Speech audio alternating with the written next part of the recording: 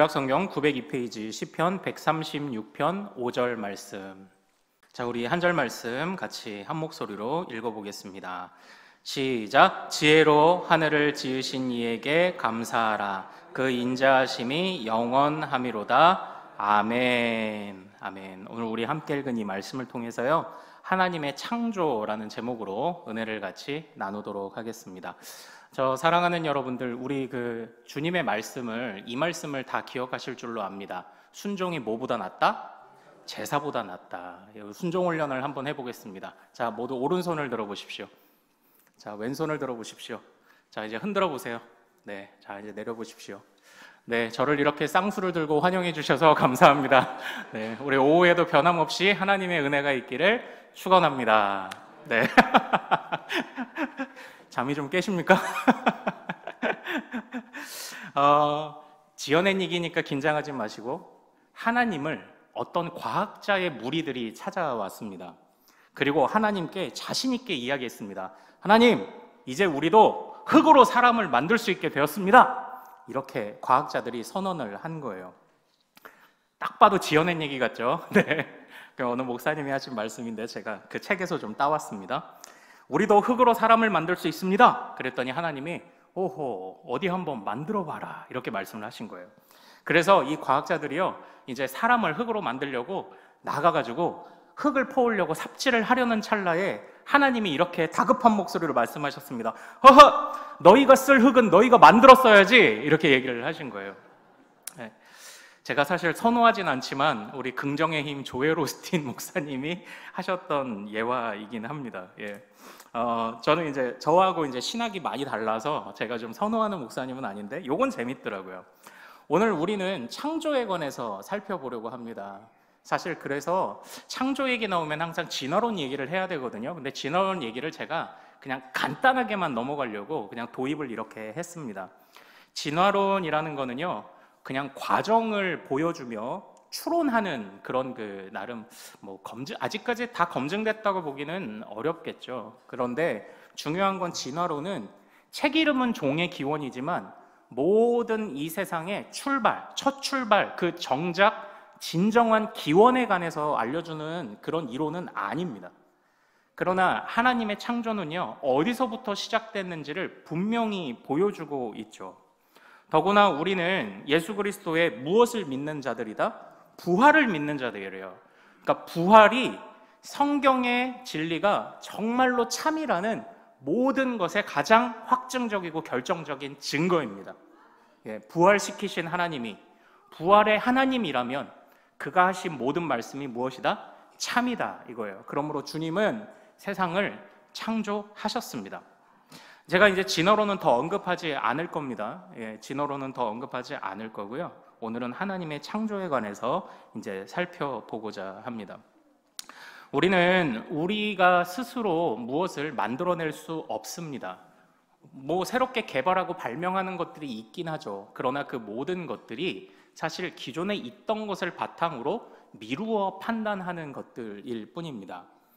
그래서 어느 문화 심리학자는요, 저는 김정훈 교수신가요? 전 명지대 교수셨던 그분의 강연을 참 재밌게 들었던 기억이 있는데, 그분이 이렇게 말합니다. 사람은 크리에이터가 아닙니다. 창조자가 아니래요. 요즘은 우리 유튜브에 이렇게 영상 만드는 사람을 크리에이터라고 하더라고요. 근데 아니래요. 우리는 정작 아무것도 없는 곳에서 무엇을 만들어내는 사람이 아닙니다. 주어진 것을 잘 요리하고 편집해서 그것을 잘 써먹는 사람들이죠. 그래서 우리는 크리에이터가 아니라 크리에이티브 퍼슨입니다. 이렇게 얘기를 하시더라고요. 저도 그 말에 동의를 합니다.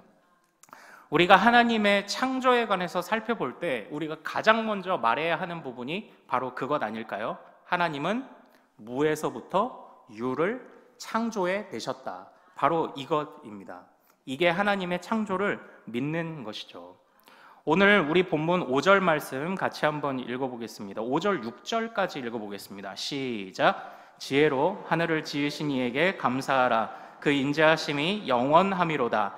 땅을 물 위에 펴신 이에게 감사하라. 그 인자하심이 영원함이로다. 아멘. 아무리 성경을 잘 암송하지 못하시는 분도 이건 알고 계십니다. 태초에 하나님이 천지를 창조하시니라. 네, 바로 그거예요. 오늘 이 시편 136편이 말하고 있는 5절 6절이 그거죠. 하늘, 땅. 근데 하나님이 천지를 창조하셨다라는 거는요, 하늘만 만들고 땅만 만들었다가 아닙니다.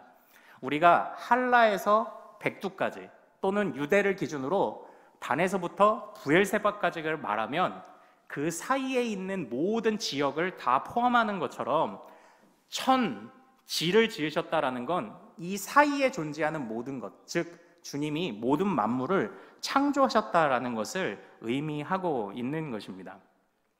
그런데 오늘 이 시편은요, 굉장히 참 재밌는 말씀이에요. 하나님의 창조를 노래하기 시작하는데 반복되는 부분이 있죠.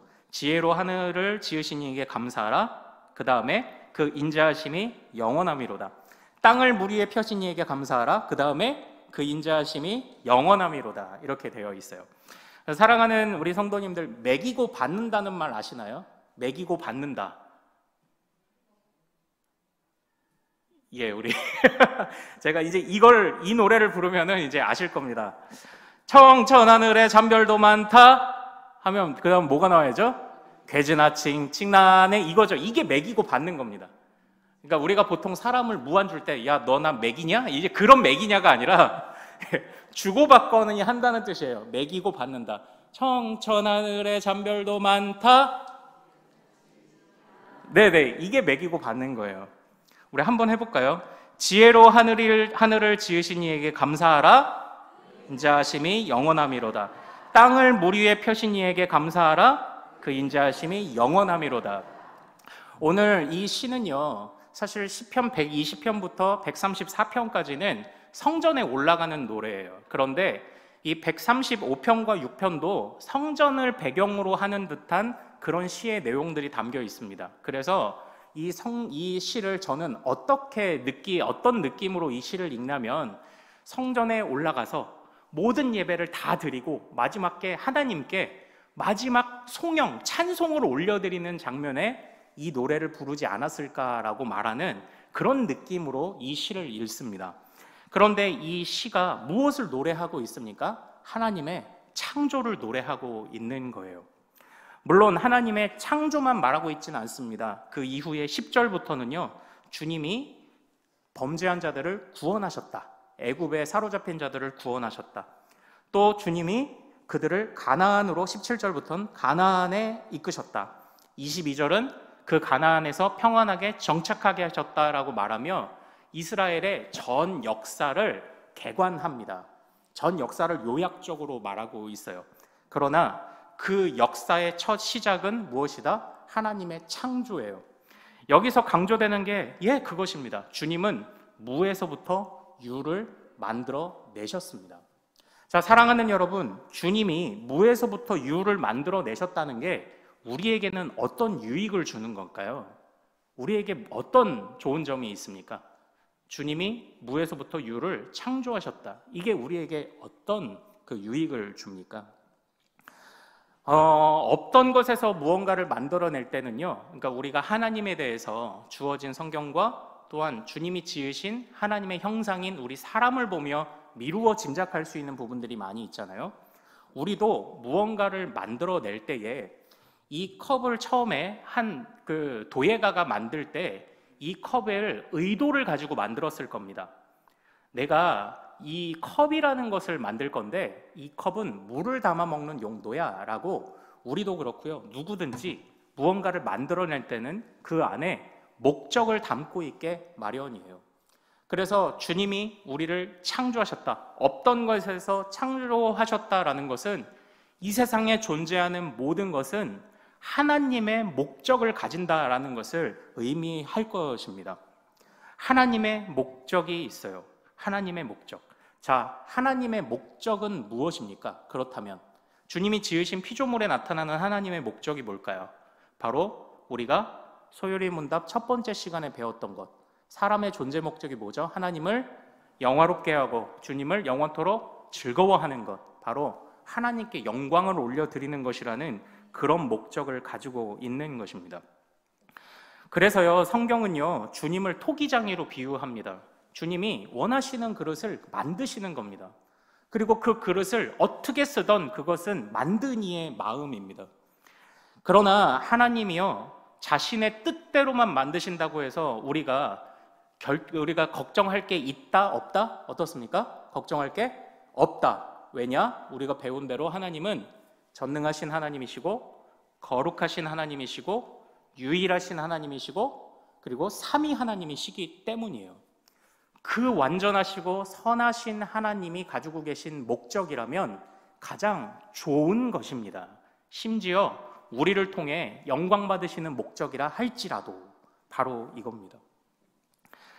그래서 하나님께서요, 우리를 빚으셨습니다. 그리고 우리에게 주님께서 목적을 주셨습니다.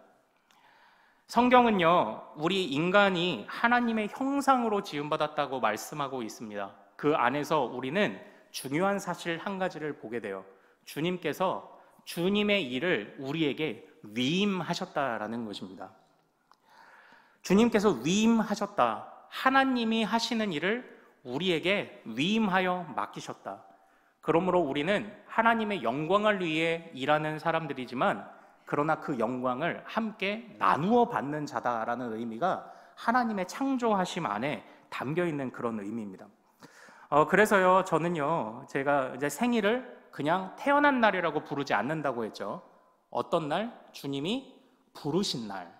주님이 우리에게, 여러분들 한 사람에게만, 여러분의 지문이 다 다르듯이 여러분들 한 사람에게만 맡기실 일이 있어서 특별한 사명과 목적을 각자 담아 이 땅 가운데 불러내신 날이 생일이다.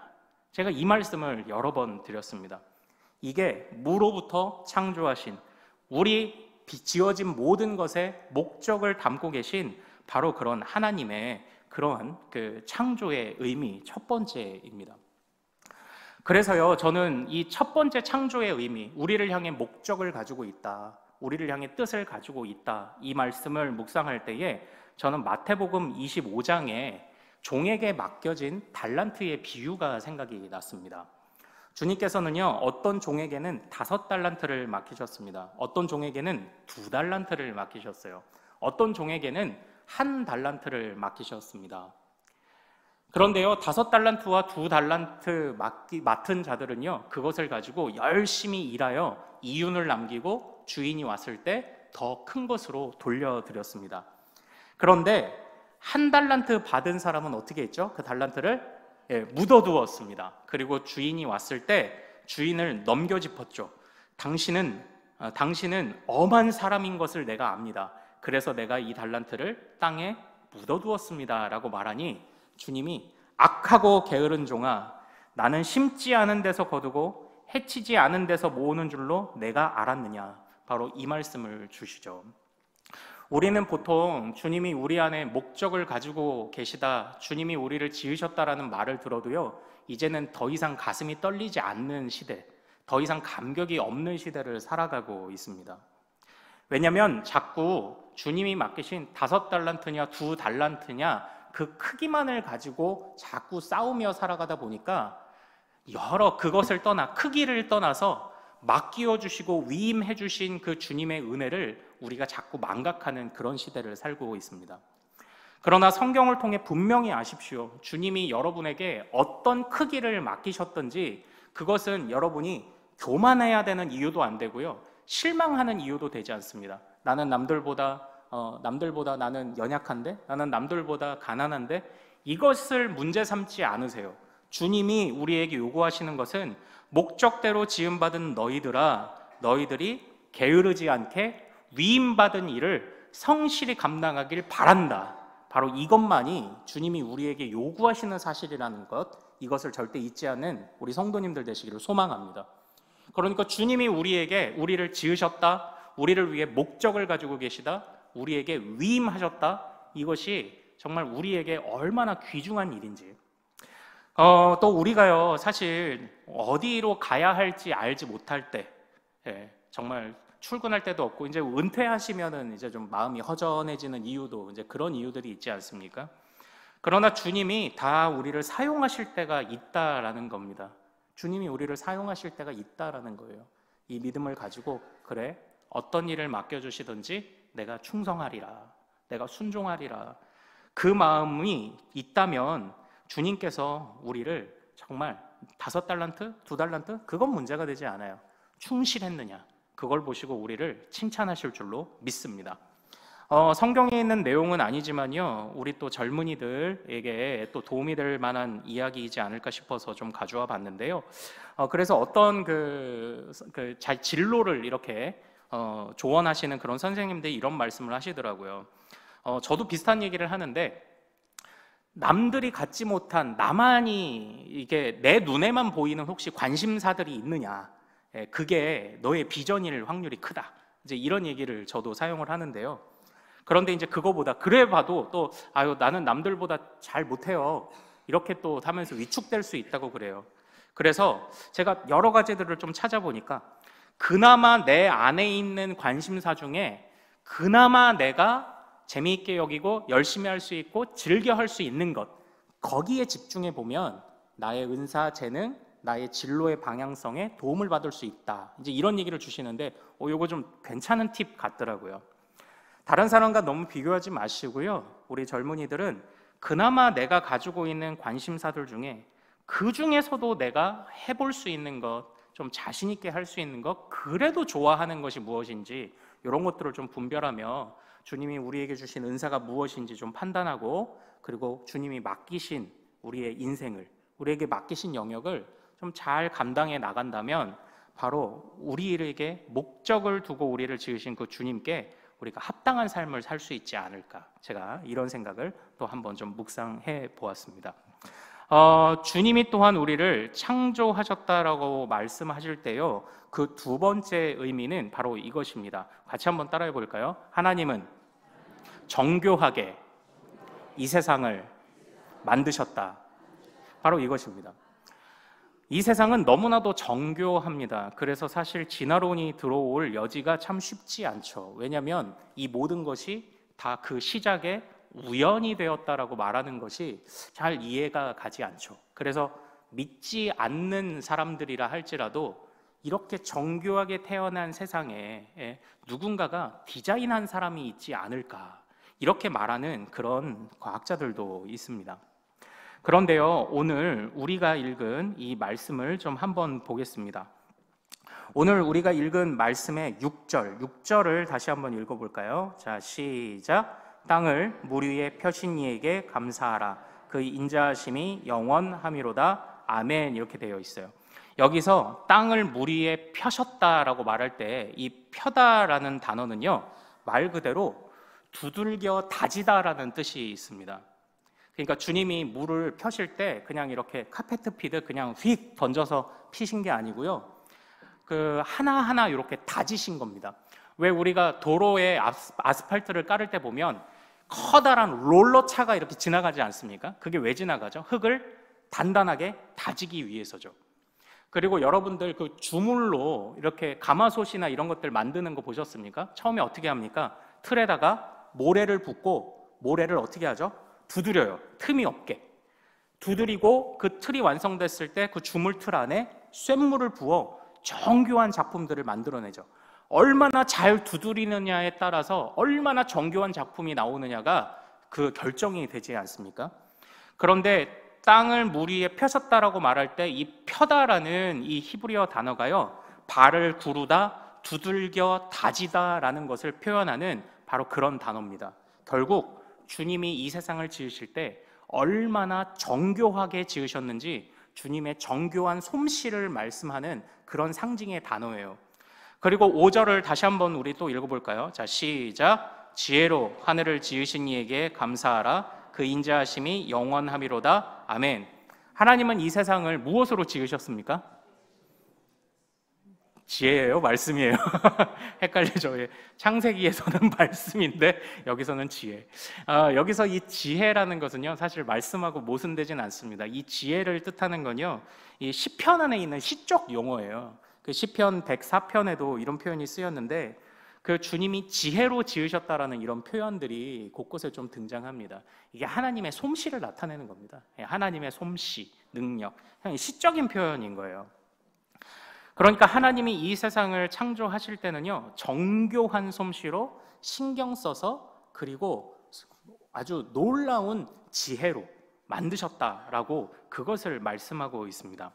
그래서 이 세상을 창조하셨을 때 주님이 뭐라고 선언하셨습니까? 보시기에 좋았더라. 그리고 마지막에 인간을 창조하실 때 뭐라고 말씀하셨나요? 보시기에 심히 좋았더라. 바로 그것입니다. 모든 것을 만드실 때 주님의 뜻대로 이루어짐을 보시고 좋아하셨고, 그리고 인간을 지으시며 나의 오른팔과 왼팔이 되어줄 사람들, 나의 백성들, 나의 위임받은 백성들, 나의 영광을 위해 함께 싸워줄 사람들을 지으시고 보시기에 심히 좋았다라고 그렇게 표현을 하신 겁니다. 그러므로 하나님의 창조, 첫 번째는 뭐가 좋냐고요? 우리를 향한 목적이 있습니다. 우리를 향하여 주님의 선한 인도하심이 있습니다. 내가 몇 달란트 어떤 은사를 받았는지 그건 중요하지 않습니다. 우리는 그냥 순종하면 됩니다. 그 부르심에 합당하게 살면 돼요. 주님의 창조는 우리에게 목적과 방향성을 결정해 주었어요. 우리 정처 없이 유리하는 자들이 아니라 우리가 어디로 가야 할지 우리를 붙들어주고 계시는 것이 주님의 창조의 능력이고요. 두 번째는 이 세상의 어느 누구도 허투루 만들어진 자가 없다라는 겁니다. 우리는 때로 이렇게 드라마를 보다 보면요, 좌절하는 그런 그 주인공들을 볼 때가 있습니다. 그러면은 어느 주인공이 이렇게 좌절하고 있으면은 친구든 애인이든 와서 이렇게 얘기하죠. 야, 왜 그래? 왜 그래? 이건 너답지 않아. 그럼 주인공들이 꼭 뭐라고 말하나요? 나다운 거? 나다운 게 뭐지? 꼭 이렇게 얘기하잖아요. 그렇죠? 그리고 또 이런 게 있어요. 예. 또 이렇게 막 실패하고 또 그런데 막 자신의 처지를 비관하고 있는데 그러다가 부모님하고 또 싸움이 납니다. 그럼 또 뭐라고 그럽니까? 아빠가 나한테 해준 게 뭔데? 그러면 부모님들은 뭐라고 하나요? 너 우리 엄마 아빠 없었으면 이 세상에 태어나긴 했을 줄 알아? 그럼 또 우리 주인공이 뭐라고 말하나요? 낳아놓기만 하면 다야. 이제 이렇게 얘기하죠. 그렇죠? 예. 잠 좀 깨십니까? 우리가 살아가면서요, 제가 이제 좀 우스갯소리를 좀 섞었지만 좌절하고 넘어질 때가 사실 왜 없겠습니까? 사실 그럴 때에 주님 정말 우리를 정교하게 지으신 건 맞습니까? 정말 우리를 제대로 지으신 건 맞나요? 또 우리의 타고난 연약함을 가지고 있거나 아니면 장애가 있거나 아니면 형편이 정말 너무 처참하거나 그런 경우에는 더 그런 생각을 갖게 될 수 있습니다. 그러나 성경은 우리 부활의 주님으로 확증된 성경은 분명하게 이야기를 합니다. 우리 사람을 창조하시고 주님이 보시기에 심히 좋았더라라고 말씀하십니다. 창조의 주님을 의지한다라는 것은요, 그 정교한 솜씨에 기대어 그것을 신뢰하는 것을 의미합니다. 그래서 하나님의 창조의 신앙을 가진 사람은 좌절하지 않습니다. 내가 걷는 이 길이 혹 구보도는 수가 있어도 내 심장이 울렁이고 가슴 아파도 내 마음 속으로 여전히 기뻐하는 까닭은 하나님은 실수하지 않으심일세. 할렐루야. 이 고백이요, 우리 안에 있기를 원해요. 주님의 정교한 솜씨가 우리를 빚었습니다. 우리를 위한 선한 계획을 가지고 계시고 주님은 우리의 인생을 이끄실 때 실수하지 않으십니다. 때로 우리의 인생이 왜 굽어돈다고 했습니까? 하나님의 뜻은 온전히 세워지겠지만 뜻을 실현하기까지의 그 계획과 과정은 잠시 돌아갈 수 있다고 말씀드렸죠. 하나님은 알곡에만 관심이 있으십니다. 주의 백성들에게 관심이 있으세요. 그러나 가라지를 잠시 두시는 일보 후퇴의 전략을 취하셨습니다. 왜 그렇습니까? 알곡이 상하지 않게 하시려는. 그래서 이 가라지 때문에 잠시 돌아가는 것 같아 보일지라도 그러나 알곡이 주인께 사랑받고 있음에 관한 사실은 달라지지 않습니다. 주인이 그 알곡에 관심을 보이고 있다는 사실은 달라지지 않아요. 주님은 그렇게 실수하지 않으시는 분이라는 것이 이 창조의 하나님 안에서 담겨 있는 우리에게 주는 두 번째 유익이다라는 것입니다. 자, 그리고요, 이제 세 번째 제가 이 말씀을 드리고 이제는 마치려고 합니다. 오늘 이 시는요, 창조, 구원, 가나안 정복, 정착 쭉 주님을 노래하다가요, 시편 136편 23절부터 26절까지는요 바로 현재에도 여전히 돌보시는 하나님을 노래하고 있습니다. 그래서 23절 말씀 우리 한번 같이 읽어볼까요? 자, 시작. 우리를 비천한 가운데에서도 기억해 주신 이에게 감사하라. 그 인자하심이 영원함이로다. 우리를 창조하셨어요. 그런데 낳아놓고 끝나는 하나님이 아닙니다. 범죄한이라 할지라도 구원하셨고요, 구원해서 그냥 애굽에서 탈출시켜 놓고 끝내는 하나님이 아닙니다. 가나안 땅으로 인도하셨어요. 가나안 땅에 도착하기만 하고 끝내는 하나님이 아닙니다. 싸워 이기게 하셨습니다. 싸워 이기고 끝내게 하신 하나님이 아닙니다. 정착하여 그 소출을 거둬들이게 하셨습니다. 그런데 이것이 과거의 일로 끝나지 않는다는 게 중요합니다. 우리는 창조의 하나님을 생각할 때 그냥 태초에 한 번의 창조로 끝난다고 보통 생각하는 오류에 빠지기 쉽습니다. 그러나 주님과 우리와의 관계가 어떻다고요? 주님과 우리의 관계는 끊임없이 공급받아야만 살 수 있는 영적인 탯줄로 이어진 관계라고 말씀을 드렸죠.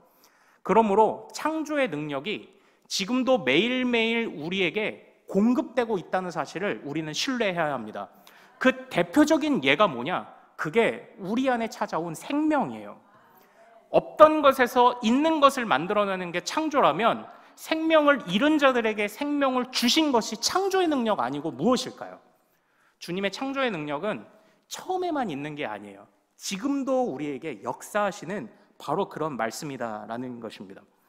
그러므로 창조신앙을 갖는 사람은요, 세 번째, 과거에 그렇게 역사하셨던 하나님이 지금도 나를 그 창조의 능력으로 이끄십니다라는 고백을 동시에 갖습니다. 이게 우리의 또한 세 번째 유익이에요. 제가 이전에 요즘 우리 참 악한 자들을 이제 골탕 먹여주거나 본때를 보여주는 이런 걸 참교육한다고 그러잖아요. 예전에 어느 드라마에 그런 게 있었습니다.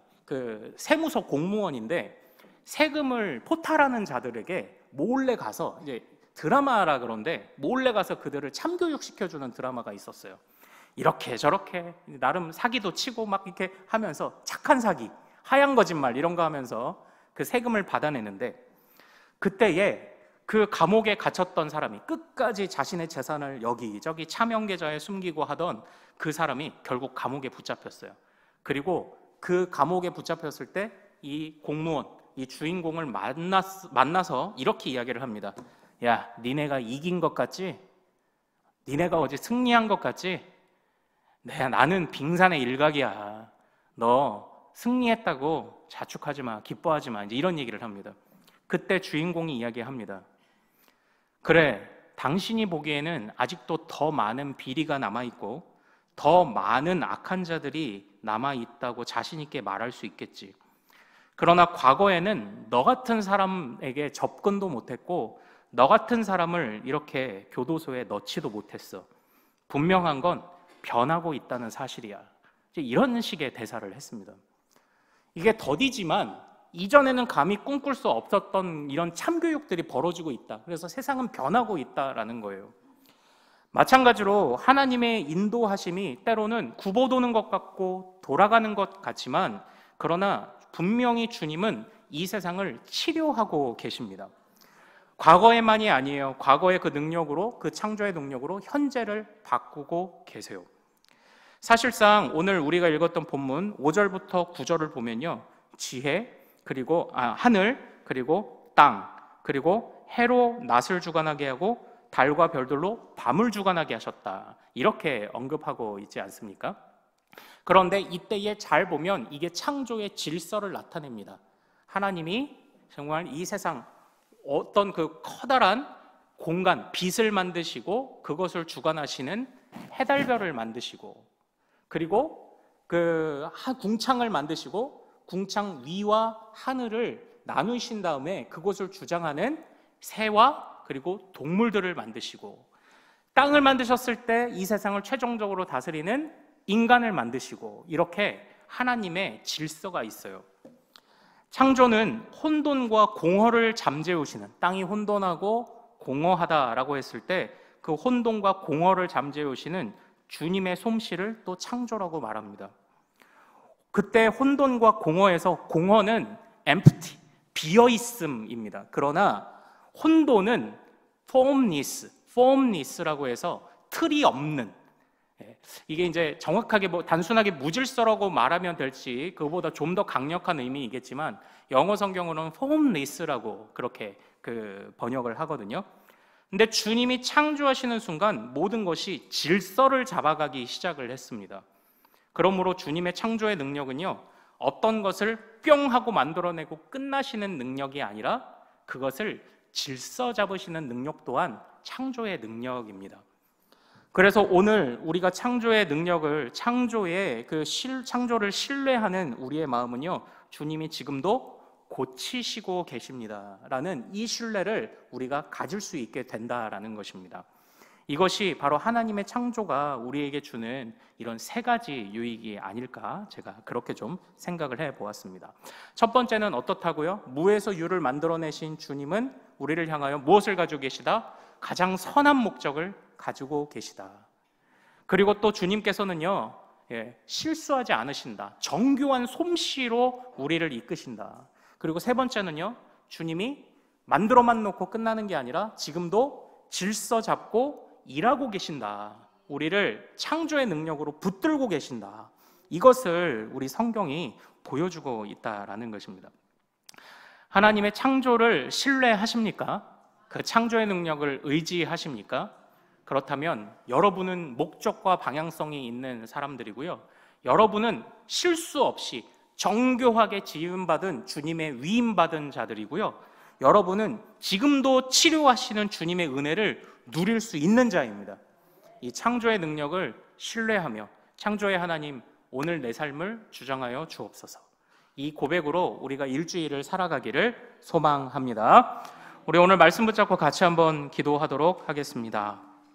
하나님, 정말 좌절할 것 많고 눈물 흘릴 것 많고 포기하고 싶을 때 많고 정말 방향을 알지 못하고 목적을 알지 못하는 세상 가운데 주님의 영광이라는 선한 목적을 가지고 우리를 지으셨고 우리에게 주님의 영광의 위임의 직분을 맡겨주셨고 우리를 정교하게 지으시며 조금도 실수하지 않으셨고 우리를 지금도 붙잡으사 이 세상을 고치고 계시니 하나님, 우리가 이 창조의 믿음 굳게 붙잡고 이번 일주일을 담대하게 살게 하옵소서.